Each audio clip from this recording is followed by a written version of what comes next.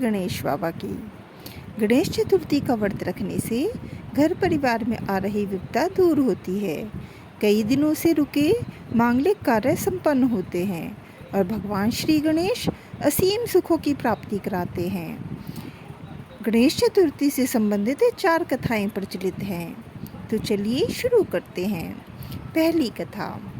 गणेश कथा के अनुसार एक बार देवता कई विपदाओं से घिरे हुए थे। तब वह मदद मांगने के लिए भगवान शिव के पास आए। उस समय शिव के साथ कार्तिकेय तथा गणेश जी भी बैठे थे। देवताओं की बात सुनकर शिव जी ने कार्तिकेय व गणेश जी से पूछा कि तुम में से कौन देवताओं के कष्टों का निवारण कर सकता है। तब कार्तिकेय व गणेश जी दोनों ने ही स्वयं को इस कार्य के लिए सक्षम बताया। इस पर भगवान शिव ने दोनों की परीक्षा लेते हुए कहा कि तुम दोनों में से जो भी सबसे पहले पृथ्वी की परिक्रमा करके आएगा वही देवताओं की मदद करेगा। भगवान शिव के मुख से यह वचन सुनते ही कार्तिकेय अपने वाहन मोर पर बैठकर पृथ्वी की परिक्रमा के लिए निकल पड़े। परंतु गणेश जी सोच में पड़ गए कि वह चूहे के ऊपर चढ़कर सारी पृथ्वी की परिक्रमा करेंगे तो इस कार्य में उन्हें बहुत समय लग जाएगा। तभी उन्हें एक उपाय सूझा। गणेश जी अपने स्थान से उठे और अपने माता पिता की 7 बार परिक्रमा करके वापस बैठ गए। परिक्रमा करके लौटने पर कार्तिकेय स्वयं को विजेता बताने लगे। तब शिव जी ने श्री गणेश से पृथ्वी की परिक्रमा ना करने का कारण पूछा। तब गणेश जी ने कहा, माता पिता के चरणों में ही समस्त लोग हैं। यह सुनकर भगवान शिव ने गणेश जी को देवताओं के संकट दूर करने की आज्ञा दी। इस प्रकार भगवान शिव ने गणेश जी को आशीर्वाद दिया कि चतुर्थी के दिन जो तुम्हारा पूजन करेगा और रात्रि में चंद्रमा को अर्घ्य देगा, उसके तीनों ताप यानी दैहिक ताप, दैविक ताप और भौतिक ताप दूर होंगे। इस व्रत को करने से व्रतधारी के सभी तरह के दुख दूर होंगे और उसे जीवन के भौतिक सुखों की प्राप्ति होगी। चारों तरफ से मनुष्य की सुख समृद्धि बढ़ेगी, पुत्र पौत्रादि धन ऐश्वर्य की कभी कमी नहीं होगी। बोलो जय गणेश बाबा की। गणेश जी की दूसरी कथा। एक समय की बात है कि राजा हरिश्चंद्र के राज्य में एक कुम्हार रहता था। वह मिट्टी के बर्तन बनाता, लेकिन वे कच्चे रह जाते थे।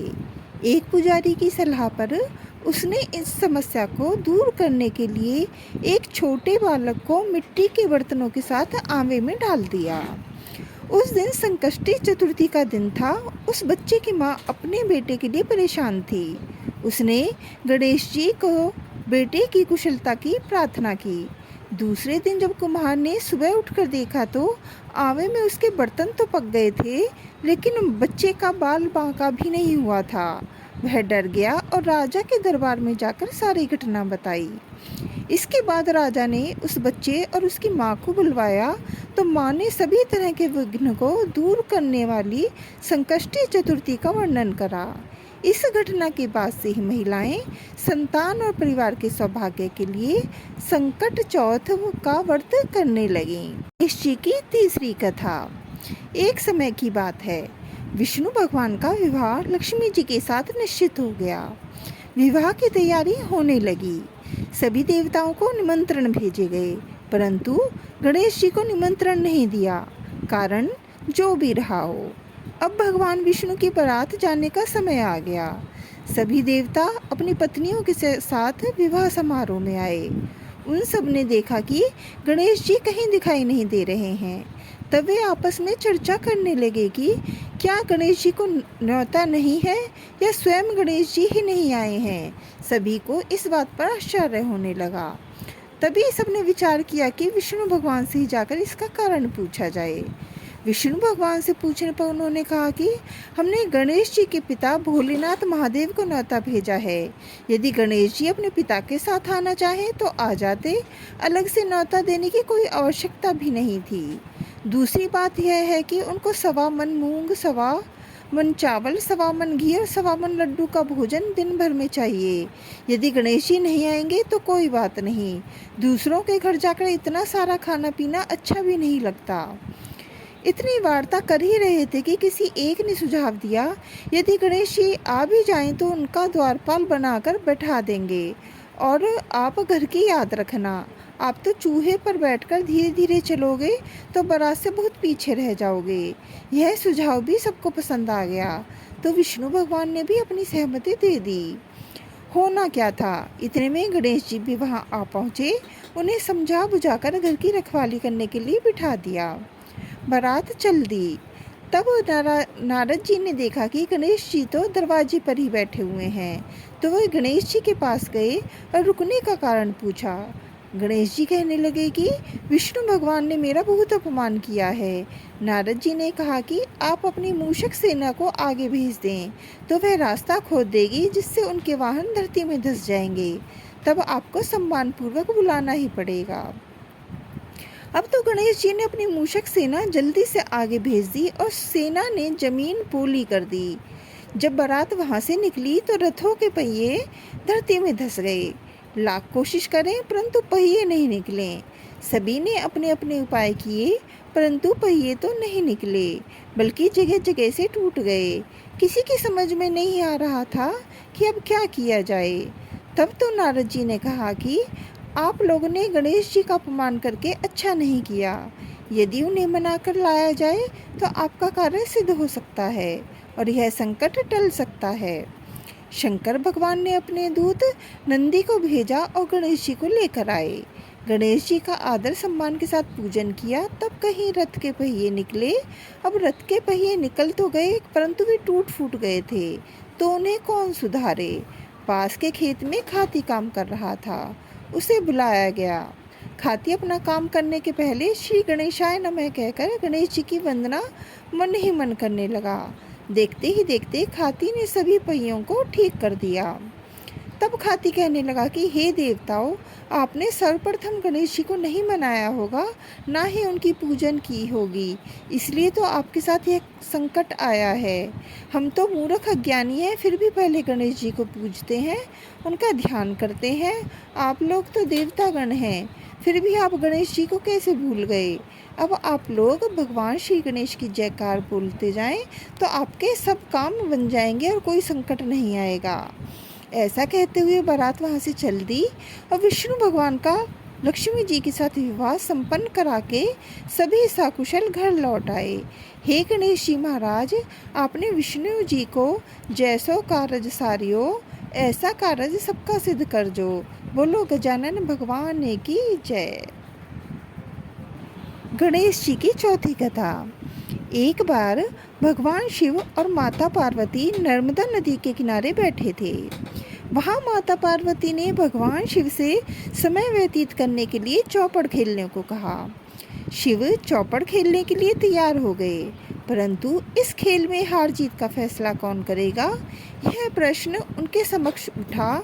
तो भगवान शिव ने कुछ तिनके एकत्रित कर उसका एक पुतला बनाकर उसकी प्राण प्रतिष्ठा कर दी और पुतले से कहा, बेटा हम चौपड़ खेलना चाहते हैं, परंतु हमारी हार जीत का फैसला करने वाला कोई नहीं है, इसलिए तुम बताना कि हम दोनों में से कौन हारा और कौन जीता।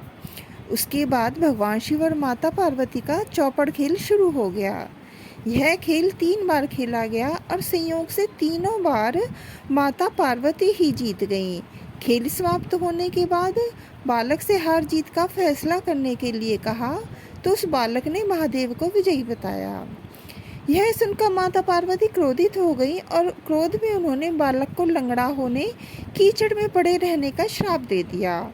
बालक ने माता पार्वती से माफ़ी मांगी और कहा कि यह मुझसे अज्ञानतावश हुआ है, मैंने किसी द्वेष भाव से ऐसा नहीं किया। बालक द्वारा क्षमा मांगने पर माता ने कहा, यहाँ गणेश पूजन के लिए नाग कन्याएं आएंगी, उनके कहे अनुसार तुम गणेश व्रत करो, ऐसा करने से तुम मुझे प्राप्त करोगे। यह कहकर माता पार्वती शिव के साथ कैलाश पर चली गईं। 1 वर्ष के बाद उस स्थान पर नाग कन्याएं आईं। तब नाग कन्याओं से श्री गणेश के व्रत की विधि मालूम करने पर उस बालक ने 21 दिन लगातार गणेश जी का व्रत किया। उसकी श्रद्धा से गणेश जी प्रसन्न हुए। उन्होंने बालक को मनोवांछित फल मांगने के लिए कहा। उस पर उस बालक ने कहा कि हे विनायक, मुझ में इतनी शक्ति दीजिए कि मैं अपने पैरों से चलकर अपने माता पिता के साथ कैलाश पर्वत पर पहुंच सकूं और ये सब वे देख सकें।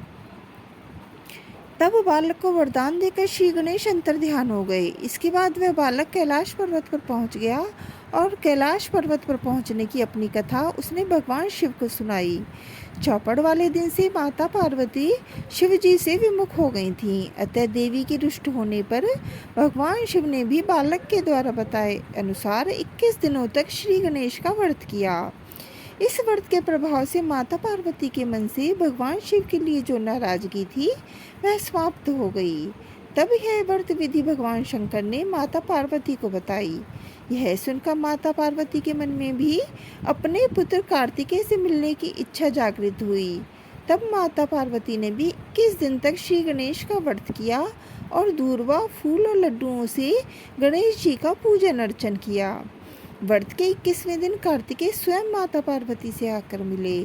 उस दिन से श्री गणेश चतुर्थी का यह व्रत समस्त मनोकामनाओं की पूर्ति करने वाला व्रत माना जाता है।